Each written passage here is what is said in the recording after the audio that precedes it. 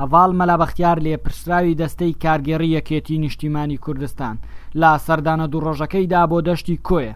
بەیاوەری هەڤاڵ ڕاهبەری سەید برایم لێپرسراوی مەڵبەندی کۆیە و ئەندامی سەرکردایەتی نەحیەی سێگرەکانی بەسەر کردەوە و لا نزیکەوە چاوی کەوت با چین و توێژە جیاوازەکان و ڕۆڵی ناوچەکەی بەرز نرخان لە سەرخستنی شۆڕشی نوێ بەڕابەرایەتی هەڤاڵ مام جەلال.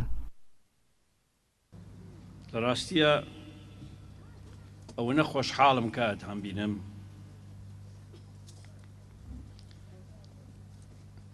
ئەتوانم بڵێم قسەم بۆ نایەت.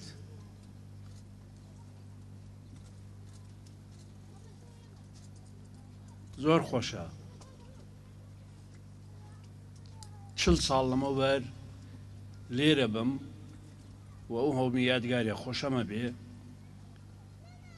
قۆناغێکی ئێجگار سەخت بەسەر برابێ ئێستا بێم بۆ سێگرتکان ئەو شوێنەی مەعسکەر بوو بێ ئێستا بەناوی یەکێک لە نزیکترین هاوڕێکانم هاوسەنگەرەکانم هاوبیرەکانم شەید عەلی ساڵح ناونراوە و لەوێ کۆوە بینەوە. خۆشە لە تەنشمەوە هیوا وەستاوە کە باوکی لەگەڵ من لە دێیکانی سوور شەهید دەبێ ئەو کاتە لەبەر مەمکانی دایکێ بێ. کوڕی عەلی ساڵح گەورە بۆ ئێستا ماستەرە خوێنێ. دێی سێگرتکان ئێستا ناحیەیە. ناوچەکەی سێگرتکان و تەقتەق و دەوروبەری هەمووی بە ئاوەدانی ئەبینین ئەگەرچی هێشتا ئەم خەڵکە ئەو نەخزمەتیان کردوین ئەم خەڵکە ئەوە نەبە وەفابوون بۆ یەکێتی 100 ئەمەندەیان بۆ بکاکەمە. بە ناوی مەڵبەندی ڕێخستنی چاردەی کۆیە و بە ناوی کۆمیتەی سێگرکان و بە ناوی مامۆستا مەلا قادر و عەشیرەتی دەربەندی و بە ناوی قایم قامێت و حکومەت و حیزب بە خێراتنەیەکی گەرمی جەنابی کاک مەلا بەختیار بکەین. ئەو هاتنەی جەنابی بۆ ئێرە لە بەرنامەی خۆیدا بوو دەمێکە دەیویست ئەو ناوچەیە بەسەر بکاتەوە کە چەند مەبەستێکی سیاسی و پێشمەرگانەی هەبوو لەو هاتنەدا. بەڵام ڕێک نەدەکەوت شکر ئەوڕۆ ڕێکەوت وە کاتەکەشی بەو سەرقاڵێ و جەنجاڵی خۆی تەرخان کردووە نەک سەعاتێک و 2 سەعات شەوێکیش ماوە لامان و 5 کۆبوونەوەشی کردە بێجگە لە ئێرە.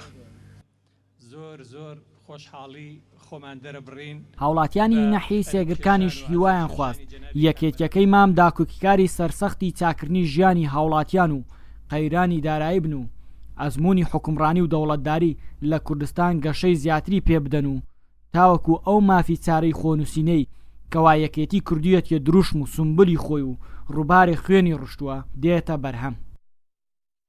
بەنسبەت یەکێتەوە کە گوتی یەکێتی کۆتایی پێدێ شەڕ و سنووری ئێرە یەک پێشمەرگە مقاومەی هەموو جێشی حکومەتی دەکرد 2 پێشمەرگە یەک گول لە ئاربجی سەرفە کرد یعنی ئەگە 3 گول لەی پێ وایە 1 گول لەی سەرفە کرد یعنی شەڕی ئێرە شەڕی ئەو مەنتیقە شەڕی ئەو سنوورە ئەگەر لە گوندەکانی لە بابیان گوتە لە سیایەکانن وایەکێتی لەوێ کۆتایی پێدات.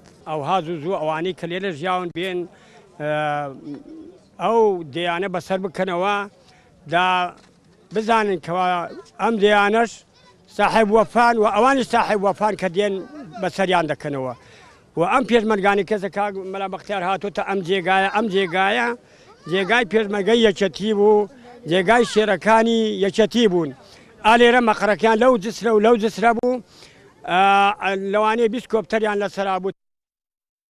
با درێژایی مێژوو لادەکان لانکەی شۆڕش و خزمەتکردنی پێشمەرگە بوونە و یەکێتی نیشتیمانی کوردستانیش لە دوای ڕاپەڕینەوە با گرنگیەوە لە ماندووبوون و قوربانیەکانی ڕوانیوە و هەوڵی تەواوی داوە بۆ فەراهەمکردنی خزمەتگوزاری پێویست و بژانەوەی لادەکان. لە ئێستاشدا بە هەوڵی یەکێتی ئەو پرسانەی هەڵگری ڕەهەندی نیشتیمانین لە ئامانج نزیک بۆتنەوە و بە زەمینە سازی یەکێتی هاتوونەتە دی. ئامان جومعە گەلی کوردستان نەحیەی سێگرکانی سەر بە قەزای کۆیە.